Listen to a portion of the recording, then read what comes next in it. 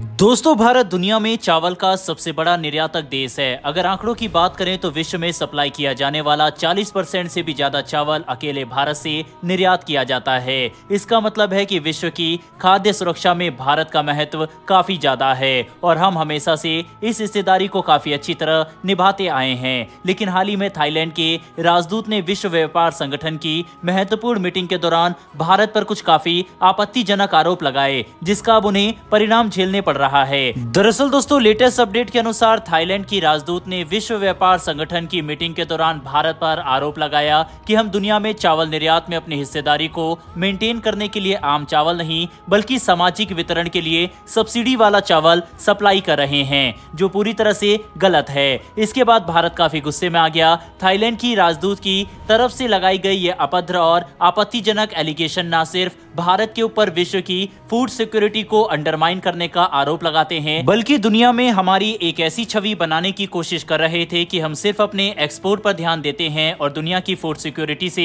कोई भी मतलब नहीं। हैरानी तो तब हुई जब थाईलैंड की राजदूत की तरफ से लगाए गए इन अजीब आरोप का कुछ विकसित देशों ने समर्थन और स्वागत किया, क्योंकि ये देश चावल के निर्यात पर भारत द्वारा लगाए गए हालिया रेस्ट्रिक्शन और रेगुलेशन से परेशान थे। लेकिन भारत ने थाईलैंड की राजदूत का कड़ा विरोध किया। यहाँ तक कि हमारे union minister Piyush Goyal sir ने भी खुद ये मुद्दा उठाया, जिसका असर अब आखिरकार हमें देखने को मिल रहा है।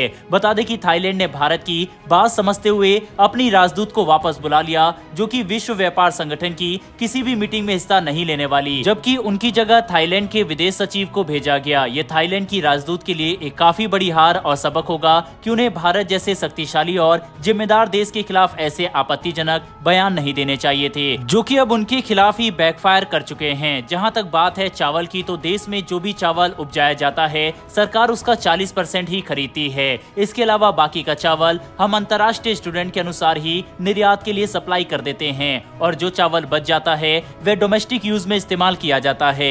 इस प्रक्रिया में कहीं पर भी सब्सिडी वाले चावल का इस्तेमाल नहीं होता, जो एलिगेशन थाईलैंड की राजदूत ने भारत पर लगाया था।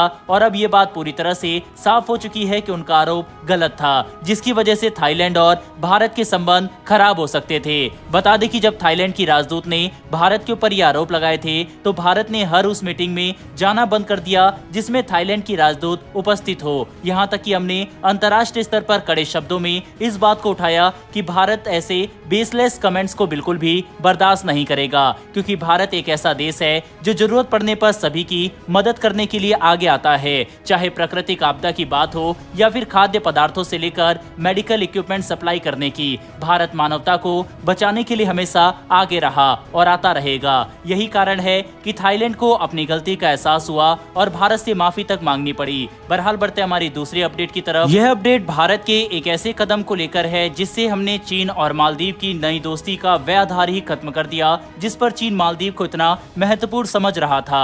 और अब हिंद महासागर में भारतीय नौसेना की ताकत उस हद तक बढ़ जाएगी कि हम न सिर्फ चीन को काउंटर कर सकेंगे बल्कि हर साल कई बिलियन डॉलर के व्यापार को भारतीय नौसेना की नजरों के सामने से होकर गुजरना पड़ेगा, जिससे पायरेसी तो होना नामुमकिन हो ही जाएगी, साथ ही कोई गैर कानूनी सामान भी भारत से छिपकर सप्लाई नहीं हो सकेगा। हम बात कर रहे हैं भारत के सबसे लेटेस्ट नौसैनिक अड्डे INS जटायु के बारे में, जो अंडमान निकोबार के ही एक द्वीप पर बनाया जाएगा। बड़ी बात तो यह है कि इस नौसैनिक अड्डे की दूरी मालदीव से सिर्फ 524 किलोमीटर की है और ये 9 डिग्री चैनल पर मौजूद है, जहां से हर साल कई बिलियन डॉलर का व्यापार होकर गुजरता है। बता दें कि इस नई नौसैनिक अड्डे का इनॉग्रेशन 6 मार्च को हो सकता है और इसके दौरान खुद भारत के रक्षा मंत्री राजनाथ सिंह जी मौजूद रहेंगे।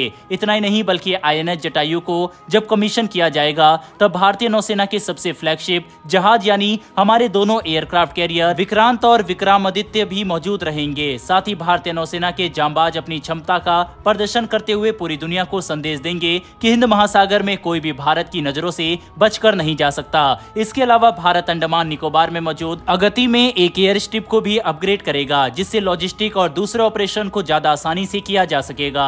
कुल मिलाकर समझने की कोशिश करें तो हमारे लिए INS जटायु एक रणनीतिक सैन्य अड्डे की तरह काम करेगा, जबकि चीन और मालदीव जैसे देशों के लिए यह एक बड़ा सरदर्द बनने वाला है। ऐसे में ये बात तो साफ है कि भारत अपनी मिलिट्री और नौसेना को खास तौर पर मजबूत कर रहा है। दोस्तों, इस वीडियो में इतना ही, लेकिन आपके हिसाब से INS जटायु और जिस तरह से अंडमान निकोबार में भारत डेवलपमेंट कर रहा है, क्या इससे भारत को को मदद मिलेगी चीन को काउंटर करने के लिए मालदीव में, या फिर नहीं? अपनी राय कमेंट बॉक्स में लिखकर जरूर बताइएगा। साथ ही अगर आपको ये इन्फॉर्मेशन और वीडियो पसंद आई हो तो वीडियो को लाइक करके हमारी आने वाली डेली वर्ल्ड अफेयर से जुड़ी ऐसी वीडियो के लिए चैनल को सब्सक्राइब कर बेल नोटिफिकेशन अवश्य दबा लें। फिर मिलेंगे ऐसी एक नई वीडियो के साथ। धन्यवाद। जय हिंद।